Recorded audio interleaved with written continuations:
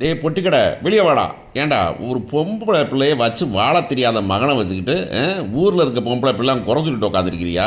ஏன்டா உன்ட்டையெல்லாம் கல்யாணம் முடிச்சு கொடுத்தா எப்படி தானடா? டே வெளியே வாடா பொட்டிக்கடை பையில அப்படின்னு சக்தி வேலு கூப்பிட்டா எப்படி இருக்கும் அப்படிங்கிறது தான் இன்றைக்கி.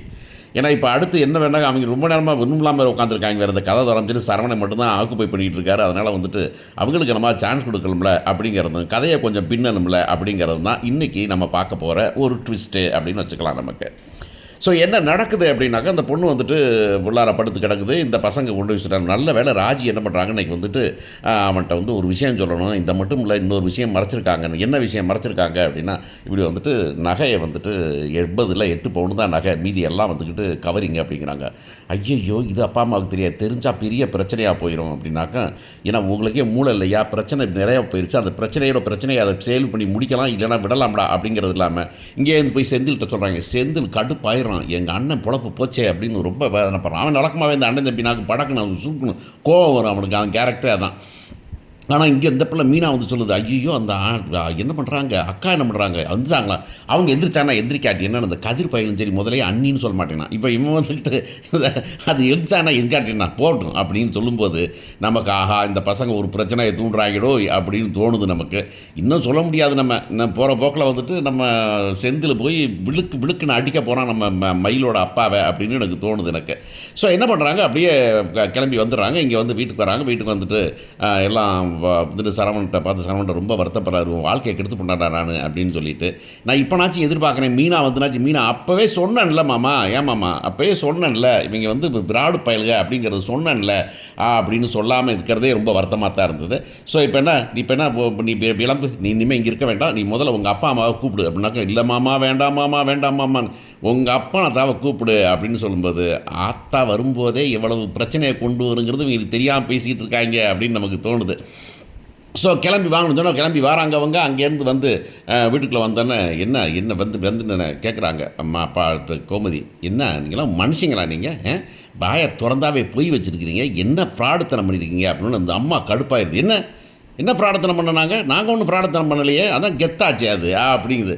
உடனே வந்துட்டு என்ன படிச்சிருக்கா அவங்க மக அப்படின்னோடனே இவர் உடனே எம்ஏ இங்கிலீஷ் லிட்ரேச்சர், அதுவும் கோல்டு மெடல்லாம் வாங்கியிருக்கிறோம், அவங்க அடிக்க ஓடுறான், வாயை திறந்த பொண்ணே விட்டேன் அப்படின்னு சொல்லிட்டு உடனே வந்து சொல்கிறாங்க அவங்க சொல்கிறாங்க, இல்லை ஒரு கல்யாணம் முடிக்கிறதுக்காக சொல்லியிருந்தோம், அதை வந்துட்டு அவ்வளோதான், ஒரு சின்ன பொய் சொல்லக்கூடாதா கல்யாணத்துக்கு, என் மகள்கிட்ட என்ன குறை, அழகில் குறையா இல்லை வேலை செய்கிறதில் குறையா, இந்த வீட்டில் பூரா மாஞ்சு சமைக்கிறாளே அதில் என்ன குறையா, இந்த வீட்டில் சமைச்சு எல்லாம் பண்ணிவிட்டு கடையில் வந்து வேலை பார்க்குறேங்கிறாளே இதெல்லாம் குறையா, உங்களுக்கு என்ன படிப்பு தான் ரொம்ப முக்கியமாக, ஒரு நல்ல பொண்ணை குடும்பத்தை பார்த்துக்கணும், சமைக்க தெரிஞ்ச பொண்ணை கடையில் வேலை பார்க்க தெரிஞ்சவன் ஒரு பொண்ணு வச்சுருக்குமே, வேற என்ன உங்களுக்கு வேணும், ஏன்னா படித்த ஐஏஎஸ் கலெக்டராக உங்களுக்கு வேணும், இல்லை உங்கள் மகனை ஐஏஎஸ் ஆகிக்காரா அப்படின்னு அந்த அம்மா கேட்க, உடனே இந்த பொண்ணு கடுப்பாகி என்ன பேசிக்கிட்டு இருக்கீங்க, நாங்கள் போய் சொன்னோமா, நாங்கள் அவன் என்ன வேலை பார்க்குறேன், எவ்வளவு சம்பளம் வாங்குகிறேன், எங்கே வேலை பார்க்குறேன், நாங்கள் வீட்டில் எத்தனை பேர் இருக்கிறோம், எல்லாத்தையும் சொல்லித்தானே கல்யாணம் முடிச்சு வச்சோம் உங்களுக்கு, நீங்கள் அப்படி சொன்னீங்களா, எல்லாத்தையும் உண்மையை சொல்லணும்ல, பெரிய ஃப்ராடு தானே, பெரிய டாப்பு டக்கராக பேசுகிறதெல்லாம் வந்துட்டு நான் பார்த்துக்கிறேன் செலவை, நாங்களாம் அப்படி தான் பார்த்துப்போம், நாங்களே பார்த்துக்கிறோன்னு சொல்லி அப்படின்னு சொல்லி இப்படி கடைசி வரைக்கும் ஒரு பைசா நீங்கள் செலவழிக்கல, அப்போமே எனக்கு சந்தேகம் வந்திருக்கணும். அப்படின்னா ஏன் சம்மந்தி இப்படி சொல்கிறீங்க, நாங்கள் நான் மாட்டேன்னு சொன்னால் நீங்கள் தான் நீங்கள் பண்ணுறீங்க, சரின்னு விட்டுட்டோம், பெரிய மனசு பண்ணி விட்டுட்டோம் அப்படின்னு, அடிச்சே கொண்டு விடுவேன் அப்படின்னு வாயை மூடிக்கிட்டு கம்முன்னு கேட்டுட்டு இருக்கணும் அப்படின்னு. மாமா இதெல்லாம் வந்து எங்கள் அத்தா மாமா சொன்னாங்க அதனால தான் பண்ணேன். சரி அத்தா உங்கள் அப்பா அம்மா சொன்னாங்க அதனால தான் உங்கள் அப்பா அம்மா சொல்லித்தான் செஞ்சேன், ஓகே அந்த பொய்யை சொன்னேன், அப்புறம் எப்படி என்ன கணக்கில் என் மகன் வந்து இன்னொரு பொம்பளை பிள்ளை தொடர்பு இருக்கிறான் போல இருக்குதுன்னு கதையை எதுக்கு விட்ட நீ, எக்ஸ்ட்ரா ஃபிட்டிங் போட்டியே எப்படி விட்ட நீ, உன் மனசு பூரா அழுக்காக இருக்குதுன்னு அர்த்தமாச்சா, நீ தப்பிக்கிறதுக்காக என் மகன் மேலே எவ்வளோ பெரிய பழியை தூக்கி போட்ட, நீ எல்லாம் உங்கள் அப்பா அம்மா மாதிரி தான், குடும்பமே அப்படி தான் இருப்பீங்க எவ்வளோ இருக்குது, அது சின்ன பிள்ளைனாச்சும் நல்லா இருக்கா இல்லையா அப்படின்னு ஒன்று. மாமா இங்கே பாருங்க உங்கள் பிள்ளையை கூப்பிட்டு கிளம்புங்க, நீங்கள் நீ எங்கள் வீட்டில் வாழ வேண்டாம், சரவணா இந்த பிள்ளையோட வாழ்ந்தது வாழும்டா, வேலை கிளப்பு அப்படின்ன உடனே அவங்க வந்துட்டு என்னங்க சொல்கிறீங்க நீங்கள், எங்க இதுக்கெல்லாம் வீட்டை விட்டு அனுப்புவீங்க நீங்கள், ஏங்க என்ன பண்ணுறீங்க நீங்கள், என்ன படிக்காது ஒரு படிக்காது மட்டுமா வேற என்ன பண்ணல நீங்கள் அப்படின்னு மீனா வந்துடுறாங்க. மீனா வந்து வேற என்ன பண்ணலையா, உங்கள் நகை எத்தனை பவுனு நல்ல நகை தெரியாதா உங்களுக்கு அப்படின்னோடனே இந்த அம்மா ஆடி போயிடுது. நீ எல்லாம் ஒரு மனுஷியாக உன்ட்ட சொன்னேன்ல என் பிள்ளை வாழ்க்கை போயிடும்னு, நான் இப்போ தான் சொல்கிறேன் உன்கிட்ட, நீ இதை வந்து அப்படின்னு ஒன்று. என்னது நகையுமா, நகையும் போச்சா, நகை வந்துட்டு ஏறி அந்த நகையை நாங்கள் என்ன பண்ண போகிறோம், 8 பவுன் போட்டாலும் 80 போட்டாலும் உனக்கு தானே, ஏதாவது தொட்டுனாச்சும் பார்த்துருக்கணும் அந்த நகையை அப்படியே தூக்கி தானே கொடுத்துருக்குறேன் அப்படின்னு கோபதி சொல்ல, இல்லத்த அப்படின்னு சரி, ஓகே. உங்க அப்பா, அம்மா சொன்னது பொய்ய சொன்ன நீ.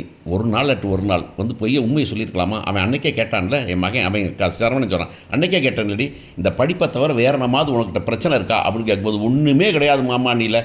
அப்பா அன்னைக்கு கிடையாதுன்னு சொல்லிட்டு அன்னைக்கே 10 சதவீதம் சொல்லியிருக்கலாம்ல நீ அப்படின்னு அவன் கேட்க, சரி கிளம்புங்க, வெளியே கிளம்புங்க அப்படின்னு சொல்லிடுறாங்க. இப்போ தான் ட்விஸ்ட் இருக்குது. வெளியே போகிறாங்க, இங்கே எல்லாம் ஒரே சவுண்டாக இருக்குது. சுகன்யா வந்து கேட்டுட்டு போய் அங்கே உள்ளார சொல்கிறாங்க, பெரிய தகராறாக கிடக்குது, மயில் வந்து எல்லாம் பொய்யான், அவள் போட்ட நகையெல்லாம் பொய்யான், அதனால் அடித்து துரத்திக்கிட்டு இருக்காங்க அங்கே அப்படின்னு ஒன்று. என்னது அடித்து துரத்துறாங்களா அப்படின்னு சக்திவேலு சிங்கின்னு வெளியே வரார். இவங்க தலையை குனிஞ்சிக்கிட்டு 3 பேரும் வெளியே வராங்க. வெளியே வந்தாங்க, ஏங்க இங்கே வாங்க அப்படின்னு கூப்பிட்றாரு. என்னையா? ஆமாம் வாங்க வாங்க வாங்க. என்ன பண்ணுறாங்க? என்ன சொல்கிறான் அவன் அப்படின்னு. இல்லை, ஒரு சின்ன பொய்ங்க, ஒரு சின்ன பொய். ஒரு 10 டேட்டா 10 மாற்றி சொல்லிவிட்டான். படித்த படிப்பை கொஞ்சம் கூட சொல்லிவிட்டோம். அதுக்காக வெற்றி என்ன படித்தேன்னா அவர் என்ன பெரிய கலெக்டர் படிச்சிருக்கிறாரா? அவர் பிள்ளை எங்கிட்டாவது வந்து என்ன ஐபிஎஸ் படிச்சிருக்காரா, ஐஐஎம்எல் படிச்சிருக்காரா, ஐஐடியில் படிச்சிருக்காரா? என்னது பொட்டிக்கடை வச்சு 10 பேர் சோறு இருக்காங்க, இதில் உனக்கு சோறு போடுறதெல்லாம் கரைஞ்சி வருமா? பொய் சொல்ல மாட்டான். பொய்யே சொன்னது இல்லையாம்மா?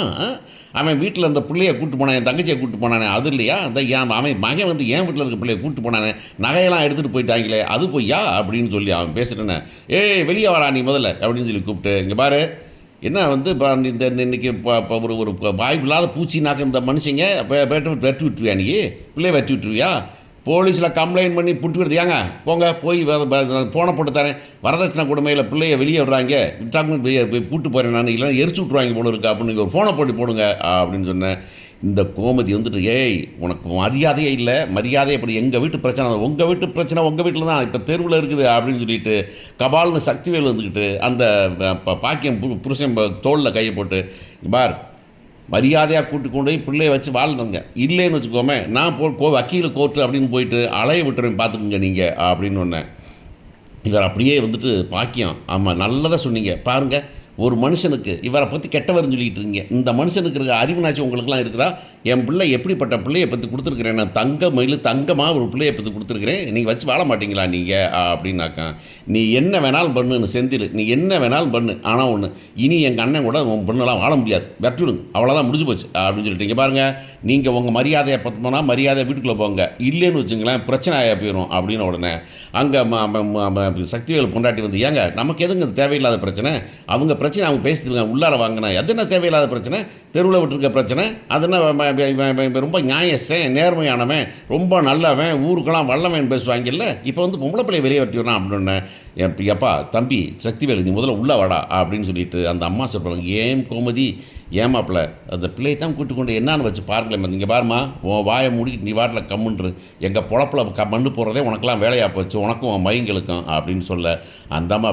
ஆனால் இந்த அம்மா பாக்கியம் இந்த சக்திவேல் கிடச்ச தைரியத்தில் தெம்பாகி, இங்கே பாருங்கள் நேராக போலீஸ் ஸ்டேஷன் போயிடுவேன் அப்படின்னு மிரட்ட போகுது. என்ன பண்ண போகிறார் பாண்டியன் பார்ப்போம்.